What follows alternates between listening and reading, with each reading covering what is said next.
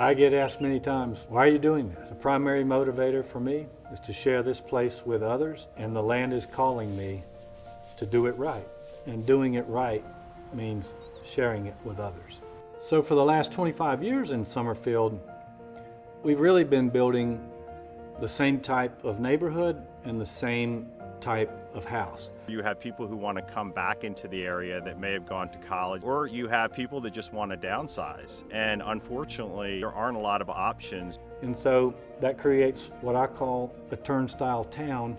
It makes it very hard to retain your culture, your talent, and the people that have enjoyed the town so much have no choices and no options with which to stay here.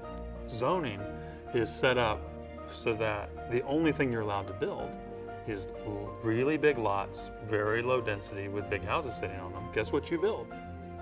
Well, real estate developers, they build it that way because of the zoning. So in the Pitchfork neighborhood, or what we came to call the Pitchfork because of its form, you know, you see a well-produced example of exactly what the zoning was designed to promote.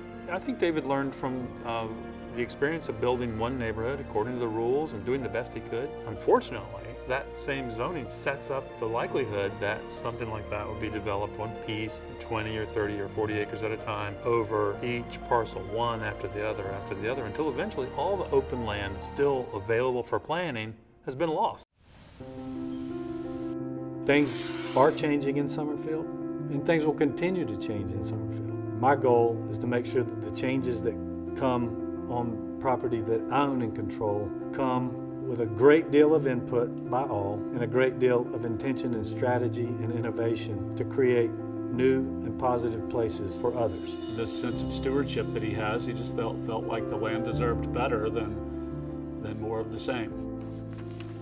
What we try to do in the design of new neighborhoods, giving people options. And we start with the green parts, so vast preserve areas, those beautiful long vistas. And then we work on the neighborhoods themselves so that they feel good when you're there because of the tree-lined streets and the front porches. We want the streets to be slow and safe and accommodate the cars that need to use them. But if you're coming through on the neighborhood's terms, which is slow and safe travel, because our kids are playing here.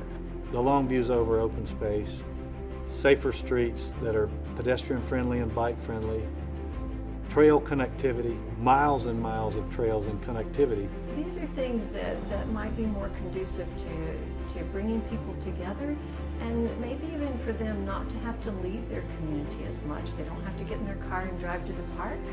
That combination, getting the green parts right and laying the land plan for the developed areas so that they go together in a nice set that feels natural coming out of the land. Those big green spaces would be to a less scrupulous developer the first place to build.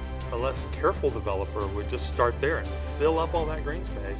We've got a once-in-a-lifetime opportunity here, protecting, not just temporarily, but forever, the long views across open space.